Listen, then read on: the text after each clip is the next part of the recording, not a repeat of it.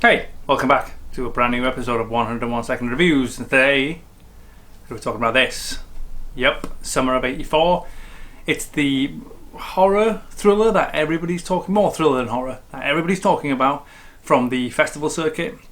And I think it's just gone on VOD in America. I don't think there'll be a major cinematic release of it in this country. There might be, but I don't think there will be. And it's basically about a group of boys, 4 boys, in the 80s, in the 1984 obviously.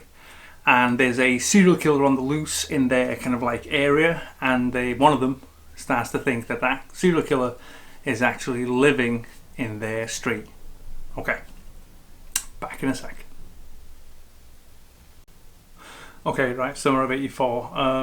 Undoubtedly, this has been partly financed off the success of Stranger Things. For people who grew up in the '80s like me, you'll immediately be kind of transported back there to a certain extent, as this film kind of roll calls every film you saw in that decade to a certain extent. For people who did not grow up then and have loved Stranger Things and looking back at the 80s, the first film is kind of made for you more, I think, to a certain extent. Right, okay.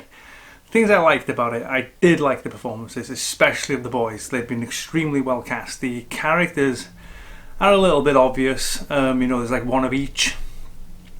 But they're all good in their parts, I will say that. Loved the way it was shot. It's beautifully shot, very stylish.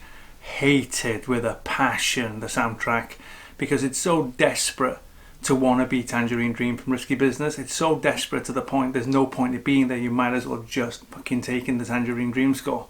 It's that simple, and this is something that permeates for me the entire goddamn film. You think of what Tarantino does. Tarantino takes all the movies he liked when he was a kid and melds them together into a whole new one movie, and it's all style. It's all style and pop culture. Beneath the surface of that there's nothing, but there's so much style and it's so much of the moment that it kind of remains interesting. This doesn't have that. This tries to make the melding together, but then tries to actually make a drama thriller out of it, that you care about the characters, but the characters are not interesting because they're just reminding you of characters you've seen before many times, and there's nothing original or interesting about them. You sit there thinking something more has to happen in this film, and when there's something more happens, that's not even that exciting. It's not exciting at all. There's just like an emptiness to it, a deep emptiness. I didn't like it. Okay, thanks for watching. I'll be back soon with more reviews. Thank you.